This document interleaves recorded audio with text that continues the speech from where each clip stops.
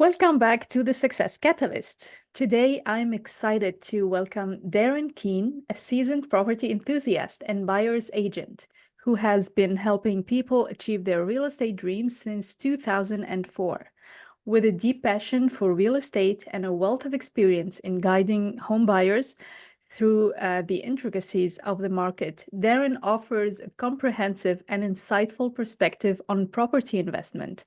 Darren's journey in the real estate world has begun in 2004, and over the years, he has developed a keen understanding of the industry. His dedication to assisting clients in making informed and confident property decisions has made him a trusted advisor in the field.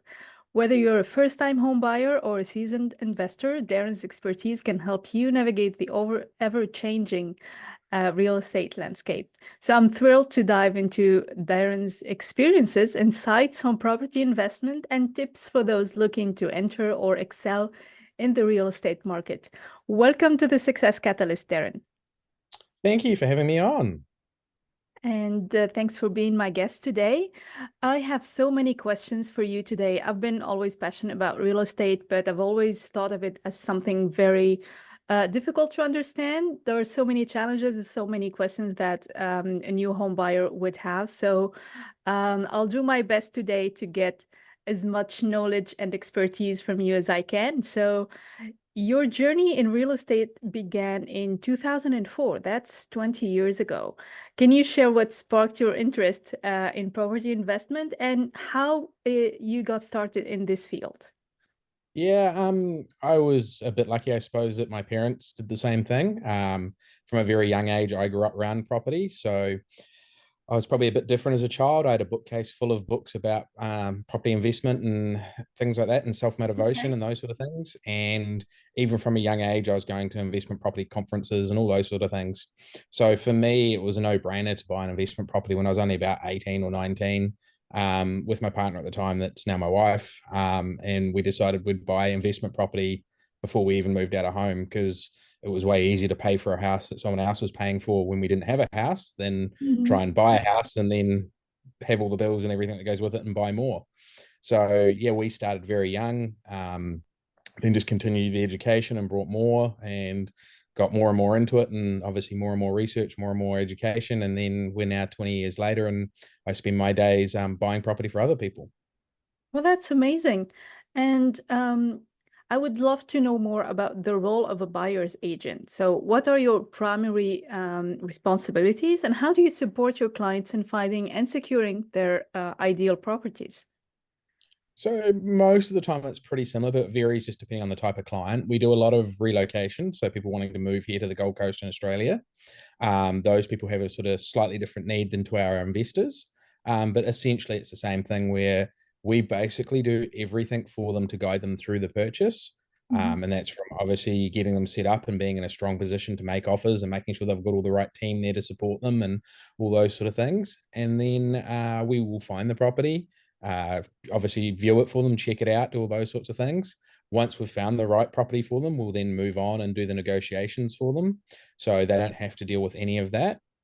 We work our way through the negotiation process, and then hopefully we get the property under contract. If we do get the property under contract, obviously we then do all your checks and due diligence for them. So there's a lot of things you want to check when you're buying a property, that you make sure it's correct before you finally sign off on it. And Mhm. then we help them right through to settlement, to the point where they're paying for it and getting the keys.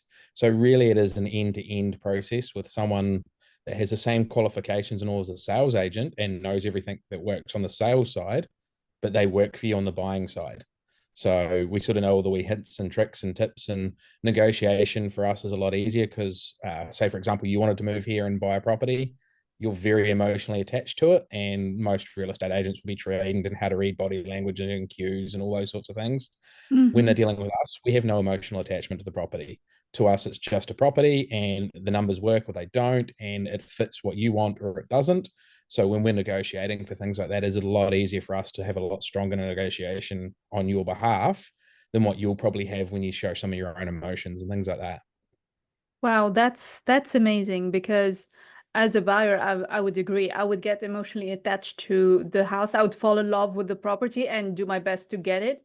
and the real estate agent will absolutely know. They, as you said, they read body language, and they know behavior, behavioral patterns and things like that. So yeah, it's amazing that you provide this end-to-end service. It's amazing that you have this package that you're offering to your clients, so they're really at ease and they really have this peace of mind, because you're only dealing with the numbers. You know exactly what to look for in a new property, and you know what kind of advice they would need, especially for a new home buyer. That would be challenging.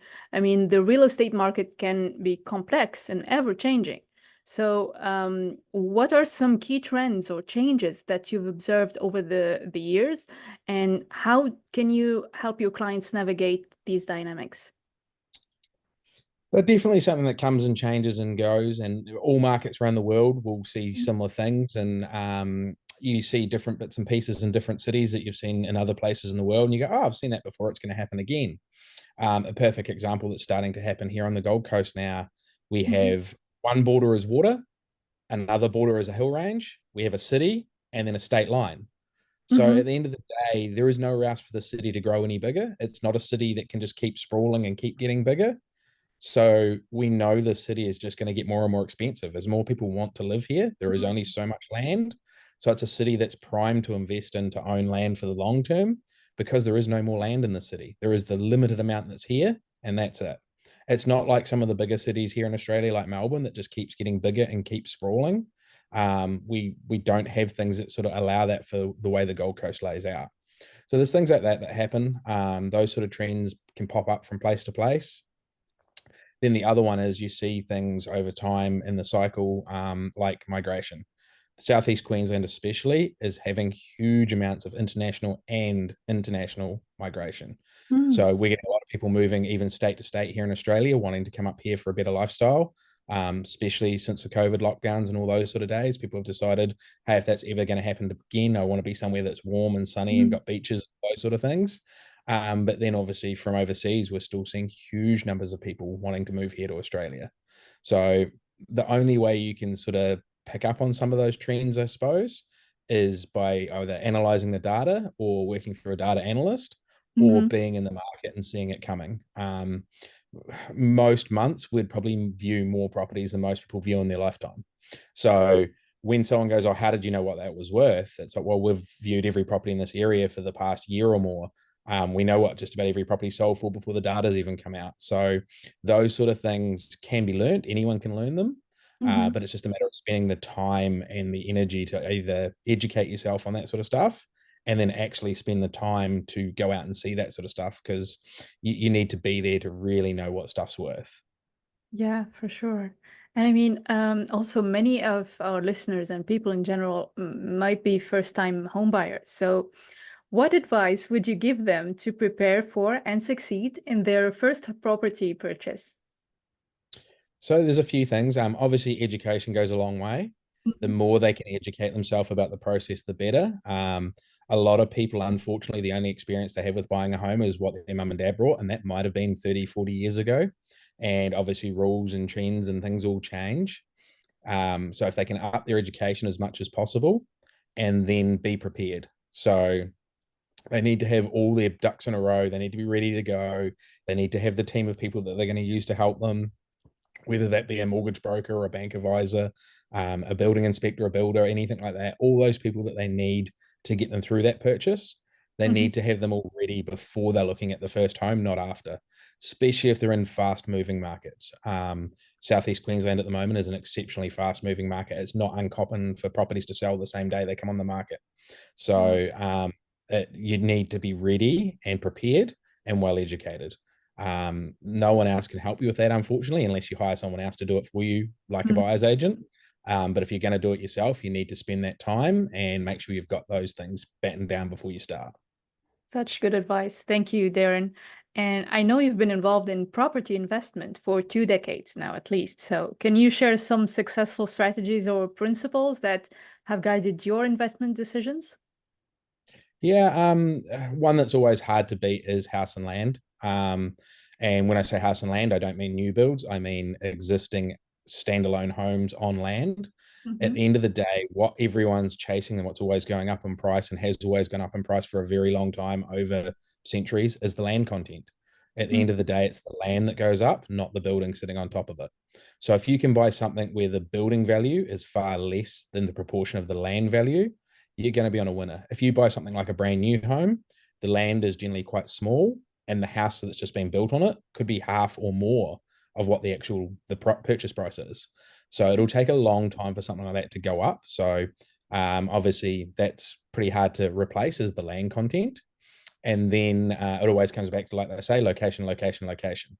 So Mhm. if you can be in a great area, that can't be replaced. Like where we are here, we have a whole heap of canals. You can take boats and all up them. There's a limited number. That's it. So if you've got a prime house on the canal, it's always going to be a prime house on the canal. It's not going to change. So those would be some of the things. If you can really get into those, they're going to help you the most. And then it's a time game. Anyone that comes to me and says, "Can you make me a millionaire overnight out of property?" No. And those that try and say they can are generally offering whimsy things and far-fetched and development ideas and all those sort of things. And hey, some property developers do very well, but equally many go broke and get it very wrong. But those that just stick to a well-formulated plan when it comes to property investment and just keep chipping away from it, 10, 20, 30 years time, they wake up very wealthy and they don't really know how it's happened. It's just happened over time. But if you follow that strategy and just buy good quality properties as you can and keep going, they just keep going up in value. Your rents go up in value, and one day it's all sorted and done. Unfortunately, if you try and follow all the trends and time the market and get in and out and all those sort of things, eventually you'll get it wrong. Not too many people buy and sell property in and out of the market and consistently make money. There is the odd one and the odd person, and they'll sell courses on it and all those sorts of things. But the majority of people that try timing the market generally will get it wrong eventually. Okay. I've heard someone say, buy the worst property in the best neighborhood. That's better than buying the best property in the worst neighborhood. What do you think about that? Yep. 100%. I would sooner own a good block of land with an average house on it in a Uh-huh. premier street than an absolute mansion in a street that you're scared to walk down at night. Yeah. Um, and that comes back to that age old thing. You can't replace the location.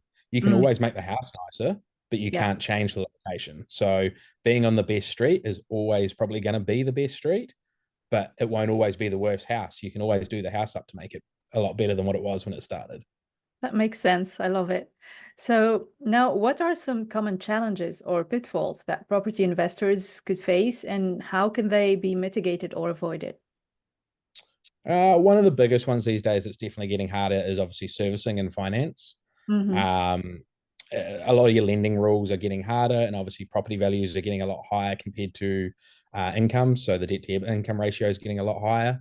The easiest way to combat those is obviously start with a plan and a strategy and work with a mortgage advisor and things right from the start.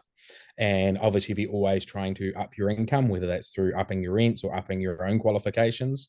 But the biggest thing that's going to hurdle most people these days is working out a solution where you can keep getting that income up so you can service the debt to keep buying more. Once you get past a certain point, obviously it gets easier as you've got higher and higher income. The income's not needed for living and it just keeps snowballing. But to get past that point of the snowball growing, you've just got to keep working on that income ratio.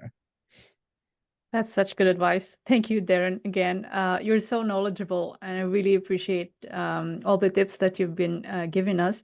So now it's time for stories. So can you share a success story from your career, where you, for example, helped a client achieve their real estate goals? Yeah, one of the best ones probably wasn't actually an investor. It was a home buyer. A mortgage broker brought them to me, and they'd been working with the client for nearly a year. They hadn't managed to buy a property. They kept missing out time and time again. They'd spent a lot of money trying to go to auctions for properties they never had a chance to buy, and all those sorts of things. It had probably cost them in the market we're in here maybe 150,000 Australian just for continuously missing out for how much the price had moved from when they started to when we actually bought something for them. Originally, they didn't want to use us. They were a bit worried about paying our fees and all those sort of things. They'd already spent a lot of money. And they said, look, we're going to look at buying this property at auction. I said, look, I'll give you some free advice. Just give me the address. They told me the address. I quickly looked it up on the computer, had a bit of a quick look around it. And I said to them, look, I wouldn't even consider buying that property. Here's some of the reasons why. And it was just things I could tell from the photos with the age of the property and some of the issues Mm. it was going to have. And she didn't have the help and support to do maintenance work and things like that. And she's, no, I'm still keen to buy it. I'm going to get a building inspector to inspect it. And she paid one of them, I think it was $600 or $700 to write a report, which is quite normal here. And she got the report. The first 5 major problems on the report were things I told her for free. So the property went to auction. It sold about $15,000-$20,000 away from where I thought it would be, which is above her budget. She'd spent all that money to go to the auction to achieve nothing, to look at a property that was never going to suit her.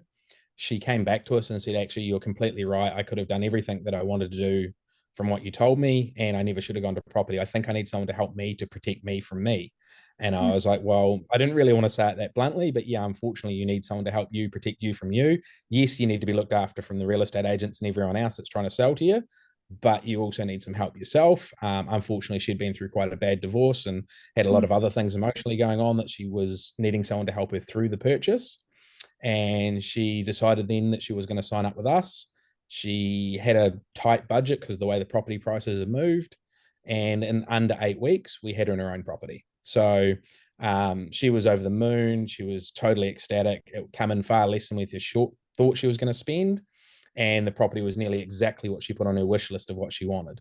The difference was we knew what that property was worth. We knew what we could negotiate on it.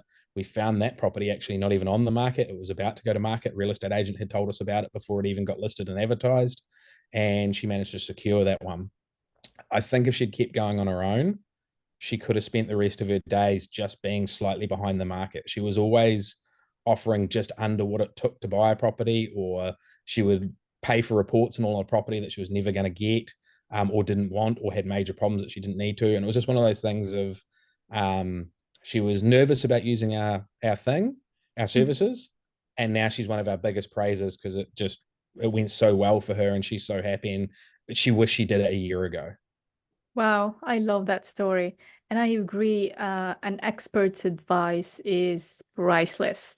You have no idea how much you're gonna win or lose or miss out if you don't have this expert's advice. And now she's one of your referrals, and I'm sure if I had the same experience, I would never stop talking about it because it's really important that people become aware that expert advice is priceless because you've been there like for at least 2 decades. You've had I think like the most scenarios, most different scenarios ever. Unless I mean, unless it's a very different thing or very new, but your client maybe or most of the time it's their first time buying. So whatever kind of expertise they may have, you still have more. You still can see things that they cannot. And this is why it's very important to have expert advice. Now, property investment often involves balancing risk and reward. How do you assess and manage risks while ensuring your clients can achieve their desired returns? So that comes down obviously to big conversations with the client and what they Mm. expect, what they can do, and what's available to them, and where their risk tolerance sits. If I've got some clients that are very risk averse, obviously we're very cautious with what we do and what we're willing to do. On the other hand, some people are extreme and they want to grow quite fast and they want to do other things. I will always sit down with them and give them my opinion on what I think is acceptable and what's doable. There's certain levels I'll go to, and there's things that are even above my risk level, and I'm pretty risky. But like I say, I will still say to a client, look, that's way too out there. If you want to do it, you can do it, but I'm not going to help you do it because I don't think it's going to end well. And on the other hand, I had a client that we're working with at the moment. She's also been through a divorce. She's waiting for settlement from her ex-partner, so she doesn't have the money yet. She's got enough money that she could purchase a property with the deposits and stuff. She rang me up the other day and said, look, I found the perfect property. How about we go look at buying it? I've got the money to put the deposit down. What do you think? And I said, I wouldn't do it if it was my money. And she said, why not? And I said, well, if we put the deposit down and for whatever reason something happens with your payment from your ex-partner, we default on the agreement, and then the seller can sue you for fees and keep your deposit. Mm. and you're out of a lot of money that you can't really afford at the moment, and we're no better off. We're better to wait to see what happens. Unfortunately, a week later, the settlement went to court, and the judge didn't agree with the settlement and said it's not going through. We're going to reassess in 8 weeks' time. So, had she gone on her own advice and I let her put a deposit on a property, she would have lost that entire deposit and potentially been sued for costs as well. Wow. So, because I've been around long enough, little things like that where you go, look, there's too many factors out of your control here. I'm not Mm. letting you put something risk that's out of your control. Saved her quite a lot of money because she could have lost $20,000, $30,000 over that or more after being Mhm. sued. But she's ever grateful that I didn't let her do it. At the time, she was a bit down in the dumps, and it was just, I really like this property. I really want to get into it. And again, a lot of these clients just need someone to guide them through with their best intentions. And intentions at the end of the day, the property was great for her, and it was a very nice property, and all those sorts of things. But and I'd love to see her in it. But my job is to look after her best intentions, and her best intentions was not put that money at risk if she couldn't close on it. And it would have been great prop and it would have been amazing for her to buy. But unfortunately, I knew there was a high chance that she might not be able to close on it, and it was not worth the risk for the position she was in. Um, had it been a young investor and there was a few other things and they could have made some serious money because of something to do with that property, it might have been a gamble worth taking. But with having children and in her stage of life and everything, it was definitely a risk that was not worth taking. And I made it very clear why. And at the time, she was really upset and didn't really agree with me and whatnot. And then 2 weeks later, it was the best thing I ever told her. And she's so glad she listened to me. So that's where risk and reward is very different for every client and has to be assessed case by case. And as long as you've been educated about what the risks are, they're Mhm. not really risks in the sense of gambling, they're risks you're willing to take. And both outcomes you understand of what they're going to be. And if there's a loss involved, you're willing to take that loss if you're going to take that risk. If you're not willing to take that loss, you shouldn't be taking that risk. Amazing advice. Thanks again, Darren. And now I want to know more about your business and tell us how can people contact you? What do you offer? I know that the service is like a whole package, but can you tell us more about your business and your offer? Yeah, so obviously we're based here in Southeast Queensland, predominantly on the Gold Coast, but we do work in Brisbane City as well. It's only 45 minutes up the road. And they can find us at www.keenonproperty.com. And service wise, we do everything from rental relocation. So we realize not everyone that's first moving to here wants to buy or is ready to buy. Some people have to sell houses in their home countries, things like that. So we can help them get into a rental property when they first move.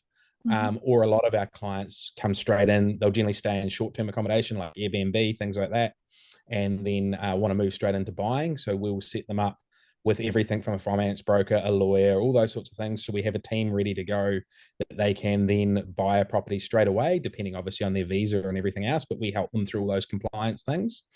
And then obviously we work with a lot of investors. So if you're wanting to buy investment property, that's a completely different thing. We sit down with you, we work out where you are in your investment stage, where you're at in your portfolio, whether you have anything or it's your first. We then obviously work out what you need and we plan out a journey for where you want to get to. Then we try and buy what fits to the plan, not just random properties. So it completely depends on what the client we're dealing with is, to obviously what services we offer them. And then for local clients that maybe just need us to do something small, we do offer part surfaces. They might have found a perfect property, they like everything about it, but they don't know how to check it out for auction and bid on it. We can do all the checks and due diligence on the property, and then I'll go to auction and bid on their behalf. So we can do everything right from just helping you do the actual purchase and the negotiation Mhm. through to most of our clients. When I say most, I'd say just about all do full service. They want us to do everything and they just want to make the decisions and have very little stress and very little input. They just basically tick the boxes, check the house. That's what I want. Sign the paperwork, done. Right down to a lot of our clients, I pick up the keys. They don't even have to go see the real estate agent to get the keys at handover. They get them off me. So we can have them involved as they want to be or as little as they want to be. But most of our clients hire us so they don't have to be involved. Well, that's a complete comprehensive service that you're offering. And I would advise any listeners listening to us from the Gold Coast or Brisbane to go check on keenonproperty.com. And I'll make sure I'll add your social links as well in the description of the episode so people can interact with you and connect with you easily. And finally, what message would you like to leave our listeners today, especially those considering entering the real estate market or looking to enhance their property investment strategies?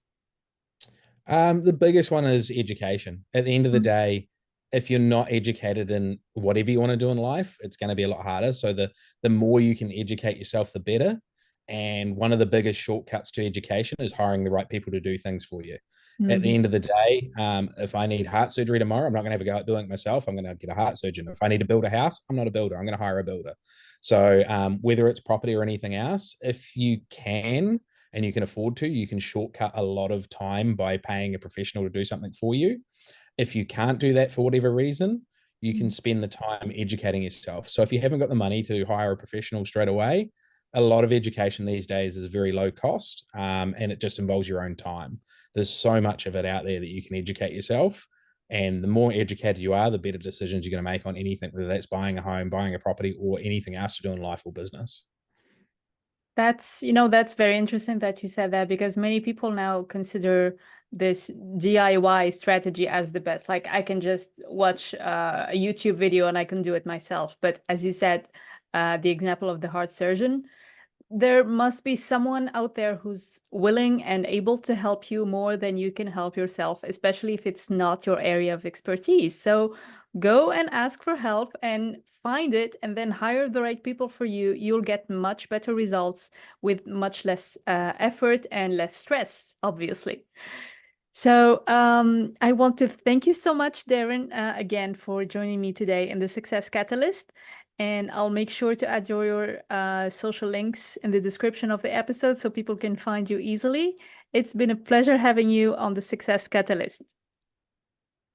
Thanks for having me, and I enjoyed it. All right. Well, to all our listeners, thank you for listening, and we'll see you again in the next episode.